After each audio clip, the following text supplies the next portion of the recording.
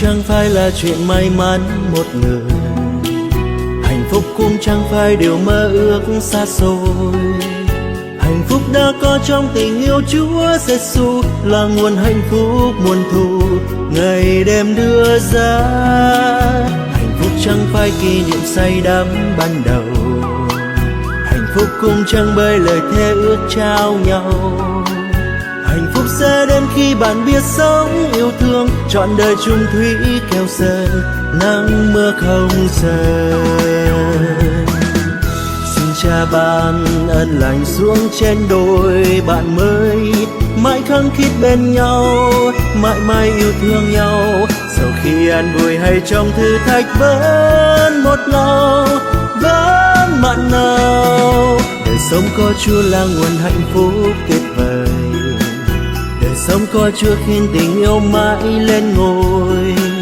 Nguyện Chúa dẫn dắt đôi bạn mãi sống bên nhau, thiên trình vững tiến không nào phước ân tuôn tràn.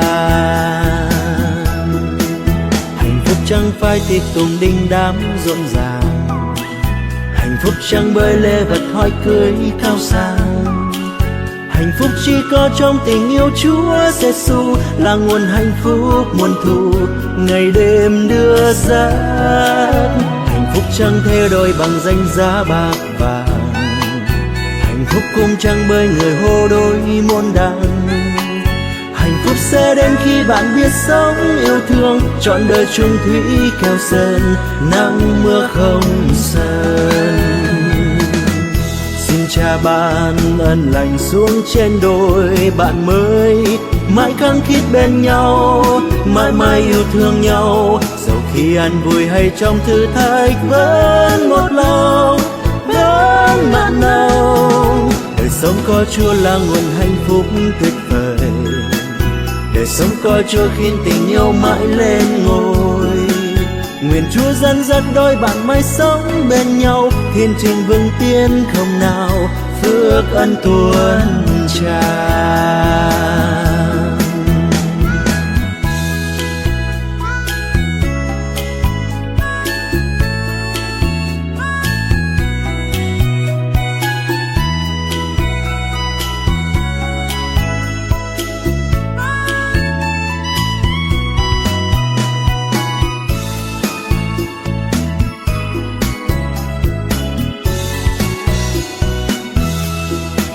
Hạnh phúc chẳng phải tiệc tùng đình đám rộn ràng, hạnh phúc chẳng bởi lễ vật hỏi cưới cao sang.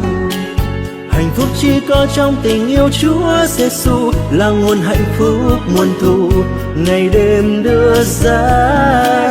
Hạnh phúc chẳng thể đổi bằng danh giá bạc vàng, hạnh phúc cũng chẳng bởi người hô đối môn đăng. Hạnh phúc sẽ đến khi bạn biết sống yêu thương, trọn đời chung thủy keo sơn, nắng mưa không sơn. Xin Cha ban ơn lành xuống trên đôi bạn mới, mãi khăng khít bên nhau, mãi mãi yêu thương nhau. Sau khi an vui hay trong thử thách vẫn một lòng, vẫn mặn nồng. Đời sống có Chúa là nguồn hạnh phúc tuyệt vời, đời sống có Chúa khiến tình yêu mãi lên ngôi.